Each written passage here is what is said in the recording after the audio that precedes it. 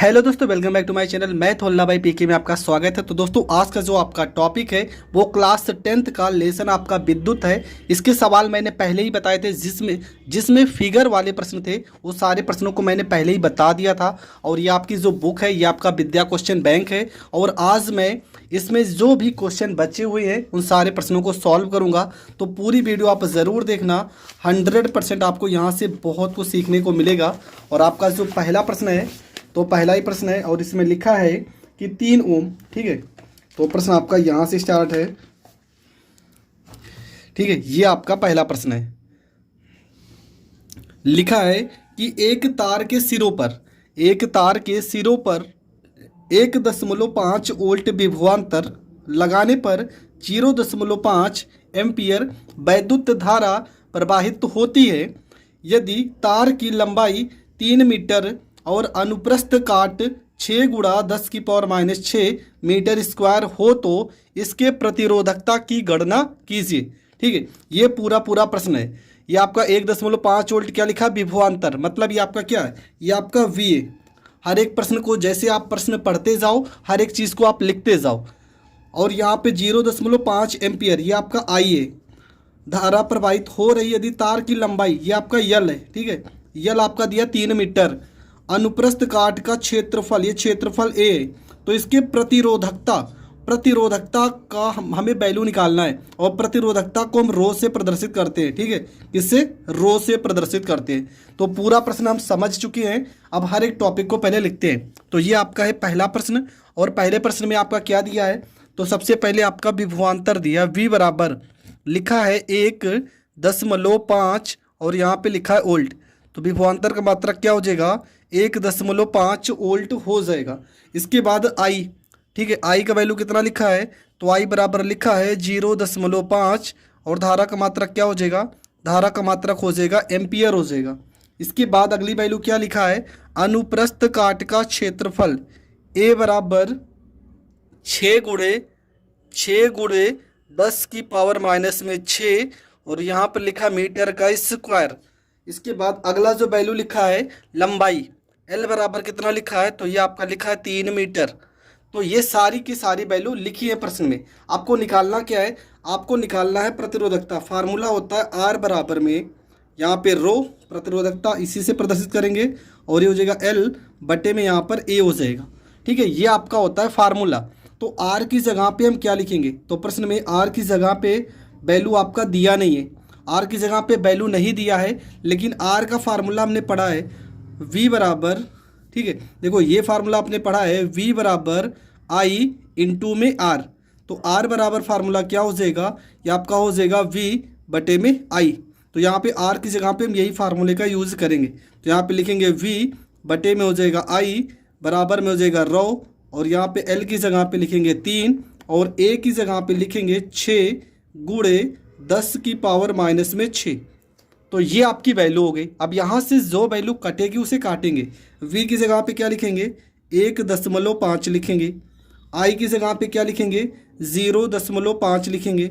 बराबर यहाँ 3 से 6 को काटेंगे तो ये आपका हो जाएगा 1/2 गुणे 10⁻⁻6। यहाँ पे देखो एक अंक पे दशमलव कट जाएगा, आपका वैल्यू आ जाएगा 15 बटे में हो जाएगा 5, बराबर हो जाएगा रो गुणे में 1/2 गुणे 10⁻⁻6।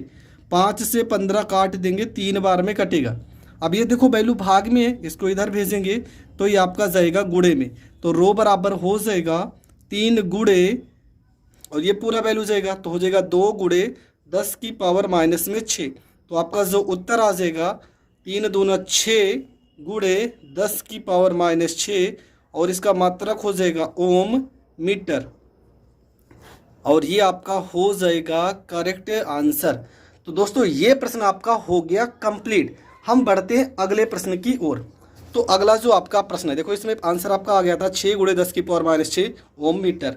अगला जो प्रश्न है लिखा है किसी अज्ञात प्रतिरोध के प्रतिरोधक के सिरों से 12 वोल्ट की बैटरी को संयोजित करने पर, यह आपका V का वैल्यू है, संयोजित करने पर परिपथ में आई 2.5 मिली एम्पियर लिखा है। मिली एम्पियर विद्युत धारा प्रवाहित हो रही है, प्रतिरोधक का प्रतिरोध मतलब आर का वैल्यू आपको निकालना है। तो प्रश्न आप ज़रूर लिख लेना, हर एक प्रश्न आप लिखते जाना, क्योंकि हर एक व्यक्ति के पास क्या पता क्वेश्चन बैंक नहीं है, तो आप प्रश्न ज़रूर लिखना। तो प्रश्न में लिखा है V बराबर कितना लिखा है, तो ये आपका लिखा है 12 वोल्ट, 12 वोल्ट है आपका V का वैल्यू। उसके बाद I का वैल्यू, तो I का वैल्यू लिखा है 2.5 मिली एम्पियर। तो I बराबर हो जाएगा 2.5 मिली एम्पियर को हटाने के लिए 10 की पावर -3 करेंगे तो मिली हट जाएगा और सीधा सीधा आपका एम्पियर हो जाएगा। फार्मूला क्या होगा, फार्मूला होगा V बराबर में I इंटू में R। ये आपका हो जाएगा फार्मूला।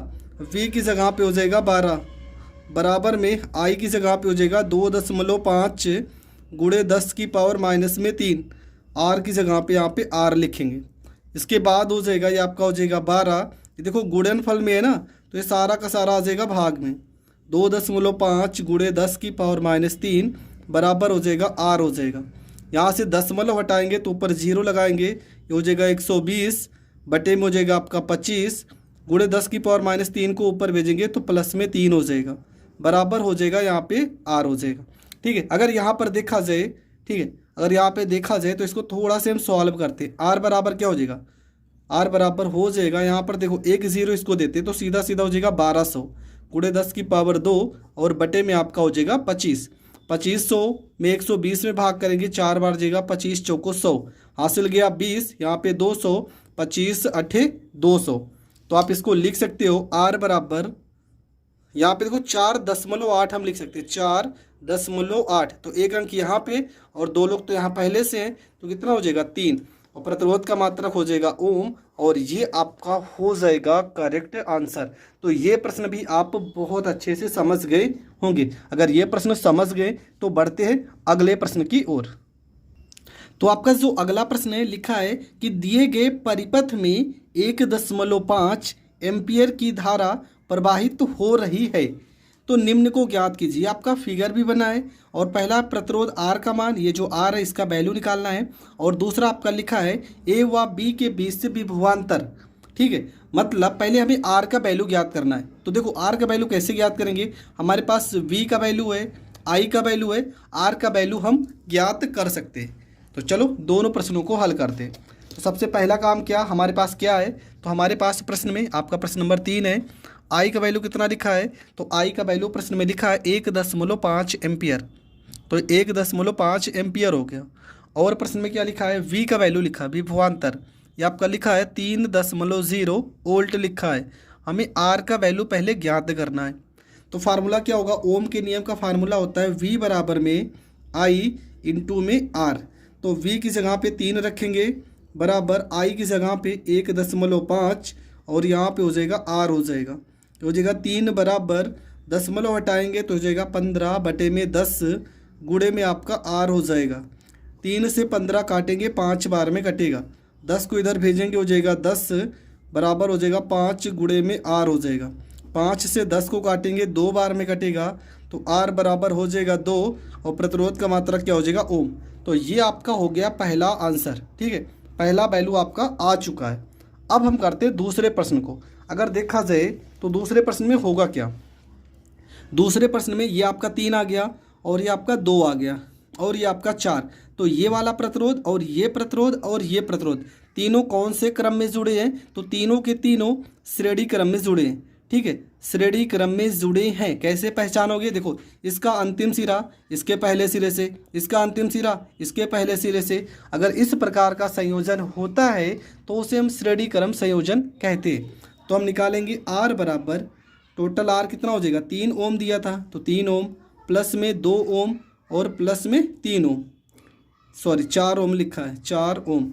सबको जोड़ेंगे तो 4 2 6 में 3 जोड़ोगे 9 ओम हो जाएगा। आते हैं फार्मूले पे, तो V बराबर फार्मूला हो जाएगा V बराबर I इंटू R। हमें क्या निकालना, विभवांतर, तो यहाँ पे V हो जाएगा। ठीक है, और I का वैल्यू कितना है 1.5, R का वैल्यू कितना आ गया 9, तो V बराबर 15 को 9 से गुणा करेंगे 15 9 135, एक अंक पे दशमलव तो एक अंक पे दशमलव, और विभवांतर का मात्रक क्या हो जाएगा, तो ये आपका ओल्ट हो जाएगा, और ये आपका हो जाएगा करेक्ट आंसर। तो ये आपका प्रश्न नंबर 3 भी कंप्लीट हो गया। अब बढ़ते हैं अगले प्रश्न की ओर। तो प्रश्न नंबर 4 देखो यहाँ पे क्या लिखा है कि 3 ओम प्रतिरोध के 8 प्रतिरोधों को किस मिश्रित समायोजन में जोड़ा जाए। कहने की प्रतिरोध कितना होना चाहिए 3 ओम का, लेकिन कितने प्रतिरोध होने चाहिए 8, और किस प्रकार जोड़ा जाए कि उनका परिणामी प्रतिरोध कितना हो जाए 16 ओम हो जाए। ठीक है, कितना किस प्रकार से आपको जोड़ना है कि उनका जो प्रतिरोध हो वो 16 ओम हो। कितने प्रतिरोध को 8 ओम को। तो देखो करना क्या है, प्रश्न में आप ध्यान से समझना है, थोड़ा लॉजिकल प्रश्न होता है। प्रश्न नंबर 4 कह रहे हैं कि 3 ओम के 8 प्रतिरोध हैं। 3 ओम के कितने प्रतिरोध है 8, और कह रहे इनको इस तरह से जोड़ दो कि इनका वैल्यू 16 आ जाए। तो आपको करना क्या, देखो कितना आ जाए उनका प्रतिरोध आ जाए 16।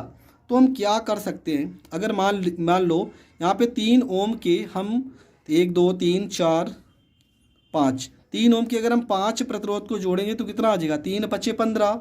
अभी 1 ओम का ज़रूरत है, तो 1 ओम कब आएगा कि 3 प्रतिरोध को समांतर क्रम में जोड़ दिया जाए। देखो इस तरह से हम जोड़ेंगे तो इनका वैल्यू कितना आएगा 3/3, और काट दोगे कितना आ जाएगा 1 ओम आ जाएगा, और 15 में 1 जोड़ दोगे कितना आ जाएगा 16 ओम आ जाएगा। तो देखो फिगर हम कैसे बनाएंगे, सबसे पहले आपको क्या करना है,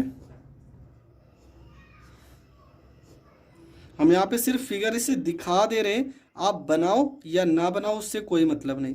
ठीक है, अब आपको क्या करना है, यहाँ पे प्रतिरोध, यहाँ पे प्रतिरोध, यहाँ पे प्रतिरोध, यहाँ पे 1 2 3 4 5, और ये आपका हो जाएगा बी सिरा, और ये आपका हो जाएगा ए सिरा।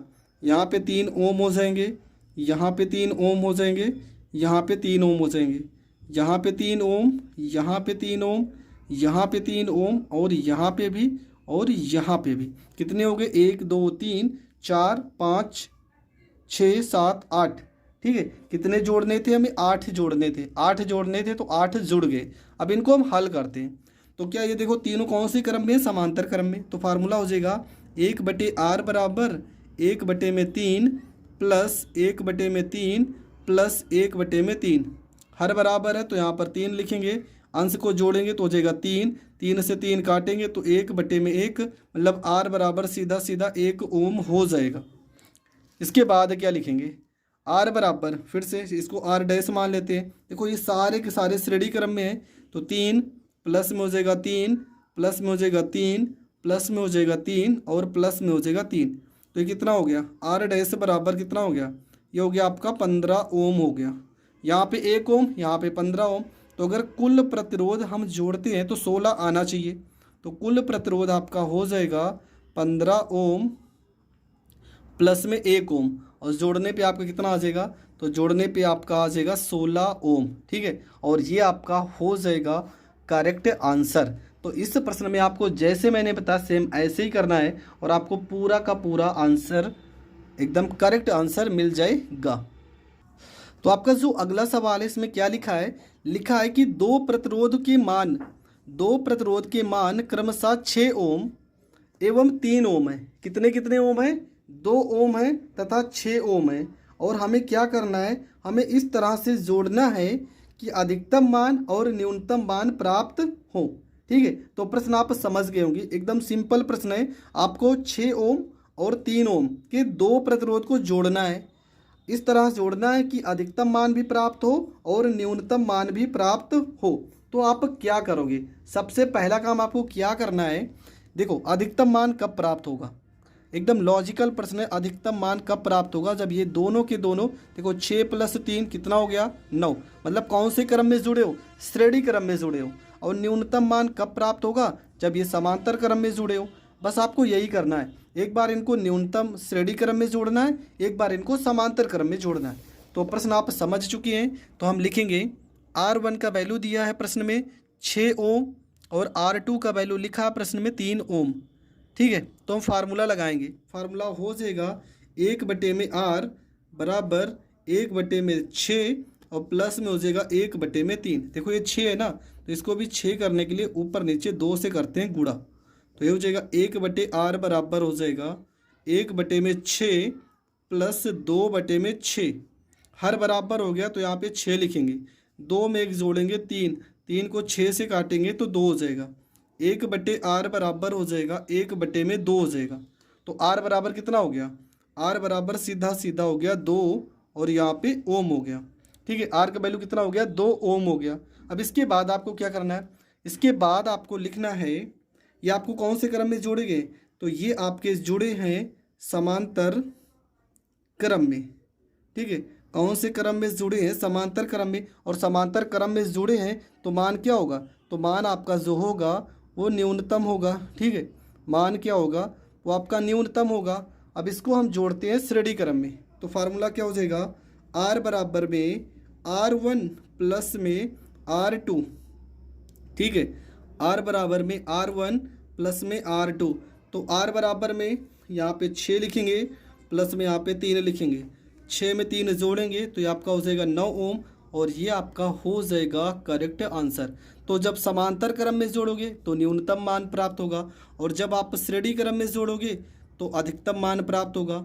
श्रेणी क्रम में जोड़ोगे तो कितना मान प्राप्त होगा, अधिकतम मान प्राप्त होगा, अधिकतम मान प्राप्त होगा। तो ये प्रश्न भी आपका हो गया कंप्लीट। इस तरह के प्रश्न 2 नंबर में अक्सर पूछे जाते हैं, तो इस तरह के प्रश्न आप ज़रूर तैयार कर लेना।